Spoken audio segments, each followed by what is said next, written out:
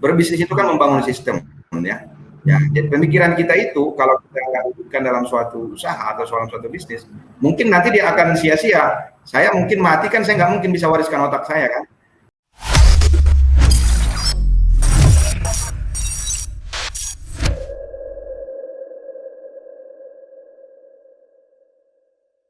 Kalau misalnya sekarang ini kan Abang udah maksudnya berbagai macam bidang ya Bang ya, terutama tadi ada dari bagian energi, sekarang juga maksudnya udah masuk ke F&B juga ya Bang ya, gitu.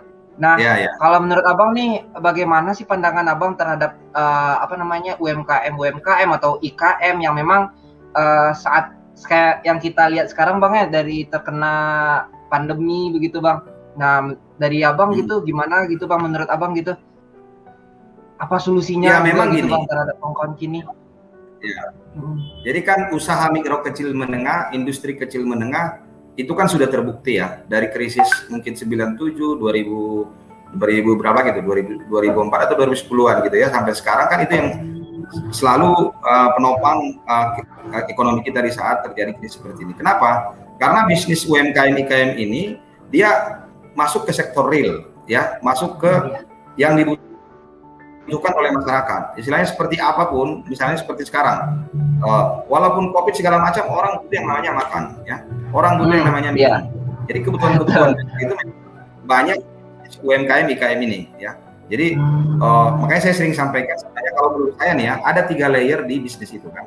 Bisnis pertama itu sebenarnya seputaran sembako. Itu UMKM IKM banyak di situ. Nah, bisnis kedua itu sebenarnya banyak di sekitaran, anggaplah misalnya itu obat-obatan gitu ya. Obat-obatan atau misalnya kesehatan ya Pak ya. Iya, kesehatan gitu. Itu masih masuk dia di istilahnya industri kecil menengah. Ini juga mungkin kalau presentasi kita itu keseluruhan, saya kira sekarang itu mungkin udah 98% gitu ya UMKM IKM ini. Sementara bisnis yang besar itu misalnya manufaktur, pabrik mobil ya, itu kan hanya di layer ketiga mungkin presentasinya nggak mungkin sekitar 5%, tapi memang nilai value dia mereka gitu ya, nilai bisnis mereka memang besar gitu ya. Tapi kan ini sangat high risk ya. Kayak kami lah misalnya, kita kan ada juga di bisnis lain itu manufaktur gitu ya. Itu pada saat kondisi seperti ini pasti orang menyetop yang namanya misalnya ekspansi, konstruksi dan misalnya penambahan unit kan gitu ya.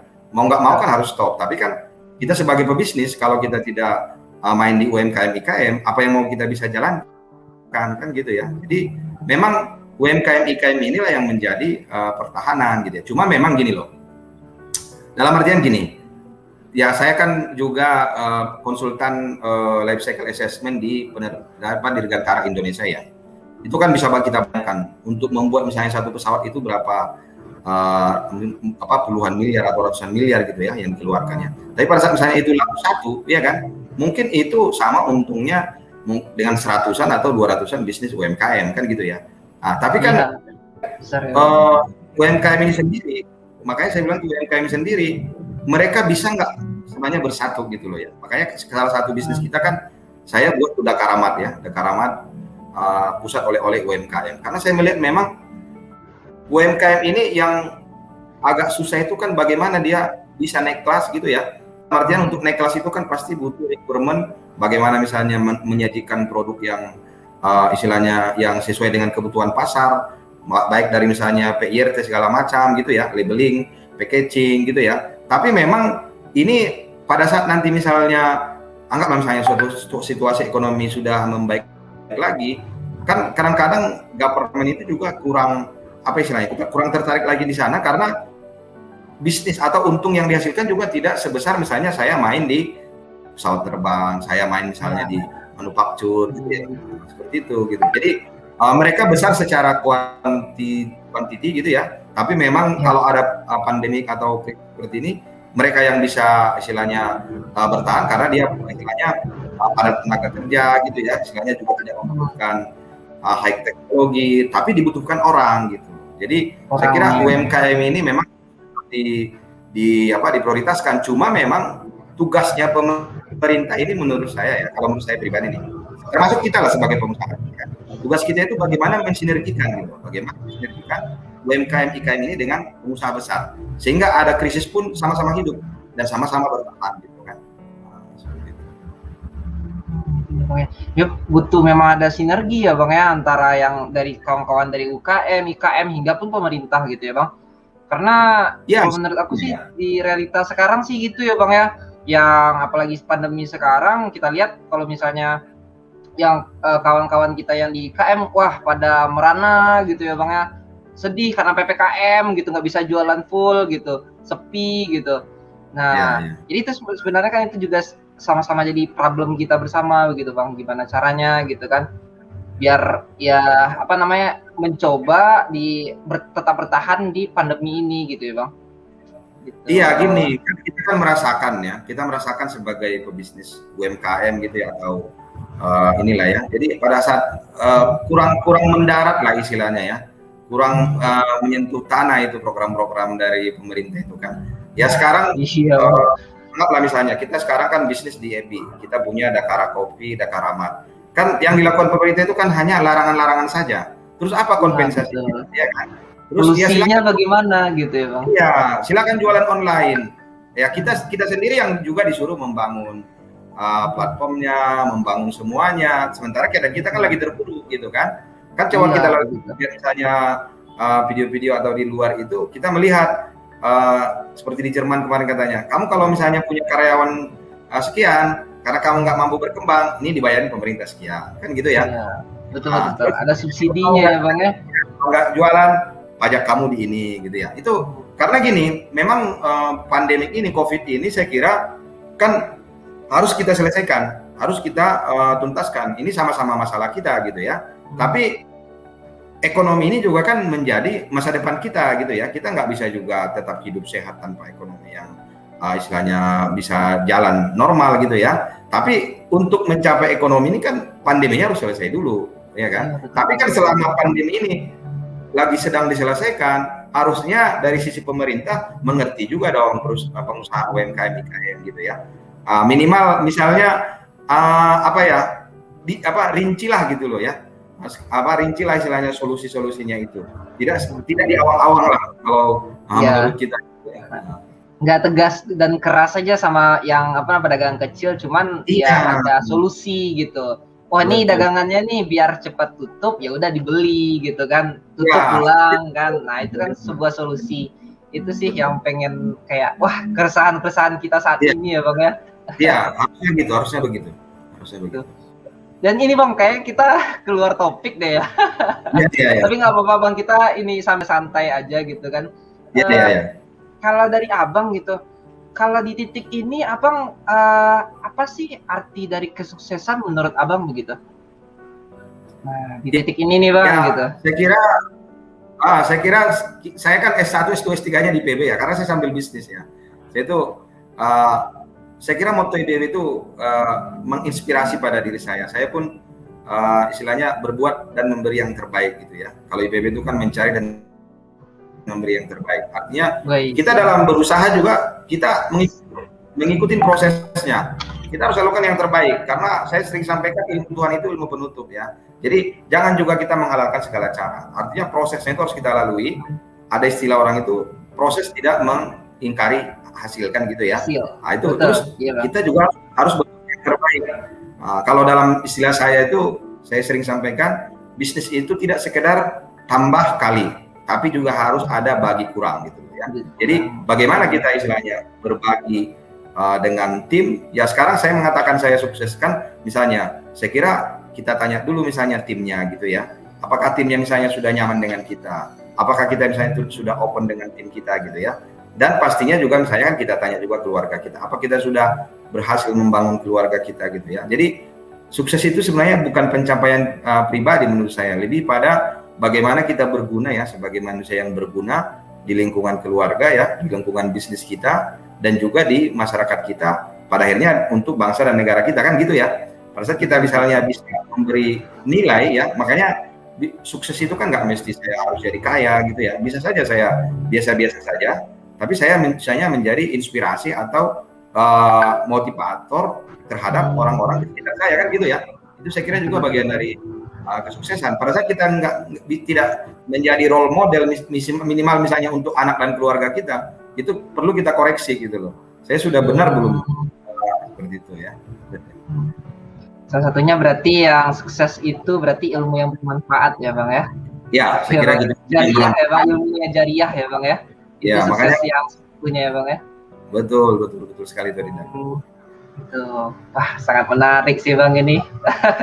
Kalau ini juga Bang, ini untuk bagi teman-teman kita, bagi adik-adik kita yang masih apa namanya Bang ya, saat sekarang masih mencoba apakah itu masih aku di mana ya sekarang di fase apa sih sekarang apa namanya pencarian jati diri, pengen profesional kah atau pengen jadi businessman gitu. Nah, pesan dan apa namanya motivasinya untuk pemuda dan juga adik-adik kita gitu Bang, mungkin ada saran masukan untuk Abang gitu, pesannya Ya, gitu. untuk yang adik-adik yang mau berbisnis gitu ya, atau siapapun gitu ya, saya selalu sampaikan ada 5 hal kalau menurut saya pribadi ya. Yang pertama, optimalkan apa yang dimiliki saat ini atau mengoptimalkan kepemilikannya. Jadi untuk adik-adik mahasiswa, Anda nanti mau jadi apapun, sebenarnya kita kan susah untuk menebak. Kita ini hanya punya cita-cita, punya angan-angan. Pada akhirnya nanti kita jadi apa itu kita nggak tahu. Yang penting kita mengoptimalkan kepemilikan. Apa yang sedang kita miliki sekarang. Misalnya saya punya ilmu ya, saya punya waktu yang banyak, manfaatkan waktu itu untuk bersilaturahmi ya, bersinergi, datang ke alumni, datang ke senior. Tapi juga kita harus berkawan juga dengan semua orang gitu. Saya juga dulu gitu, makanya saya bisa megang kos-kosan segala macam gitu. Artinya yang pertama itu optimalkan kepemilikan. Terus yang kedua, jadilah eksekutor ya. Jadi jadilah eksekutor. Jadi eksekutor itu dia akan cepat meramu karena saya harus cepat mengeksekusi. Nah, dia akan cepat meramu gitu ya. Mau misalnya nanti jadi profesional juga dulu. Kalau juga tidak misalnya jadi eksekutor, mungkin bosnya juga nggak senang gitu ya. Nah, saya kira di tempat manapun, kalau kita hanya punya ide kan, tapi nggak pernah dieksekusi kan bosnya juga, kamu ini gimana sih, masa harus saya perintahkan teruskan gitu ya. Saya kadang-kadang saya ke driver tuh sering saya bilang, itu gas mobil itu tinggal digas, nggak usah ditanya mau boleh digas atau tidak kan gitu ya. Jadi jiwa eksekutor itu terus ada di diri kita. Jadi kalau sudah kita tahu, udah punya kalkulasi ya pasti ada spekulasi, ada hipotesa gitu ya. Tapi kompom ya, nggak mesti harus 100%. Kita eksekusi gitu ya. Nah, terus yang ketiga menurut saya, jadilah manusia yang apa namanya itu, yang pantang menyerah gitu ya. Mau di mana pun. Profesional itu juga kan hal yang bagus ya. Profesional yang bagus. Bisa saja profesional dulu, nanti baru misalnya bisnis mandiri kan gitu ya. Artinya kita kan harus manusia pembelajar dimanapun, kita harus belajar karena itu menjadi modal kita untuk next step-nya gitu loh, tangga berikutnya gitu ya. Jadi kita pantang menyerah. Saya pun pernah juga jadi apa, semua kita lalui gitu ya. Tapi kan tetap kalau misalnya tujuan kita adalah berbisnis, itulah menjadi istilahnya modal kita untuk mencapai cita-cita kita tadi gitu ya. Terus ini khususnya untuk yang anak muda nih ya. Saya pesan saya tuh pilih aman sebelum nyaman gitu loh ya. Jadi siap. Udah nih, karena saya merasakan ya, ada kita di level tertentu sebenarnya bisnis juga bagus. Tapi karena dia pingin nyaman ya, pingin membeli mobil ini segala macam gitu ya, itu akhirnya pada saat terjadi sesuatu ya, itu akhirnya dia susah untuk recovery gitu ya. Jadi saya lebih cenderung pilih aman sebelum nyaman. Itu yang keempat. Yang terakhir saya kira ya memang kita, ilmu Tuhan itu ilmu penutup ya, apapun itu kita kalau sudah lakukan semua gitu ya, pada saat misalnya tidak kita istilahnya berhasil, kembali lagi ke yang ketiga tadi gitu ya, kita pantang menyerah ya, kita harus belajar. Saya kira di bisnis gagal itu tidak ada ruginya, anggap aja itu SPP kita, dan kita terus belajar lagi ya. Siap. Wah, daging semua ini Bang. Wah, ini untuk pada teman-teman, pada adik-adik semua ini, wah materinya oke banget lah gitu. Nah, bisa juga nih ya Bang ya, sambil ngobrol gitu kan, sambil sharing, sambil ngopi juga enak nih ya Bang ya. Iya, saya makanya bikin Dakara Kopi, kebetulan ini dekat dengan kampus Dharma ITB. Iya betul. Iya. Ada semua, kalau langsung mau diskusi bisnis sambil ngopi, datang ke Dakara Kopi. Wih, siap, langsung lah gitu ya Bang ya. Iya gitu. Oke Bang, mungkin untuk dari tanya-tanya kita sih sepertinya untuk saat ini sih cukup dulu Bang. Nah, mungkin ada closing statement nih dari Abang gitu sebelum penutup nih gitu. Ya, baik. Yang pertama ya, terima kasih Adinda Fadil ya, dan juga karena ini program mentoring leader, saya tahu saya ikut jadi mentor. Terima kasih juga untuk Kang Jamil ya. Kang Jamil ini termasuk yang saya banyak dengar dari dulu. Walaupun sekarang akhirnya bisa bergabung dalam mentor, sama-sama mentor gitu ya. Dan juga Bang Patan Kamil sering menyampaikan kita istilahnya harus mengabdikan diri kita lah gitu ya. Dan saya kira kita juga sebagai manusia kita harus terus berbuat gitu ya, mengabdikan diri kita untuk sesama ya, untuk lingkungan. Saya kebetulan salah satu bisnis itu juga di empowerment di lingkungan gitu ya. Ini mungkin perlu saya sampaikan sebagai pebisnis kita juga harus care terhadap lingkungan, karena kita tidak hanya uang yang kita bisa istilahnya itu wariskan ke anak-anak kita, tapi kita juga harus mewariskan lingkungan yang baik gitu ya. Makanya di bisnis itu kan selalu kita beririsan antara ekonomi ya, lingkungan dan sosial gitu ya. Sosial. Kira pesan saya terakhir gitu. Makanya kita selalu di Dakara Group ya, kita fokus bisnis itu kan ke pendidikan, bisnis UMKM, IKM, energi dan lingkungan. Karena lingkungan itu juga yang menjadi penting untuk keberlanjutan anak-anak. Saya kira itu Adinda Fadil. Terima kasih nih kepada tim Leader Talk ya. Mudah-mudahan mungkin tidak banyak yang bisa saya sharing, tapi kalau mau diskusi lebih detail, saya mungkin lebih lancar diskusi sambil ngopi gitu ya.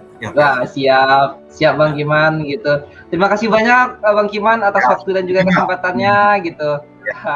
Boleh silakan melanjutkan aktivitasnya kembali Bang Kiman. Ya, terima kasih ya. Sukses semua ya. Sama-sama Bang Kiman, terima kasih. Oke, mungkin itu dulu untuk sesi dari wawancara pada hari ini. Saya tutup dengan alhamdulillahirabbil alamin dan sampai jumpa. Terima kasih.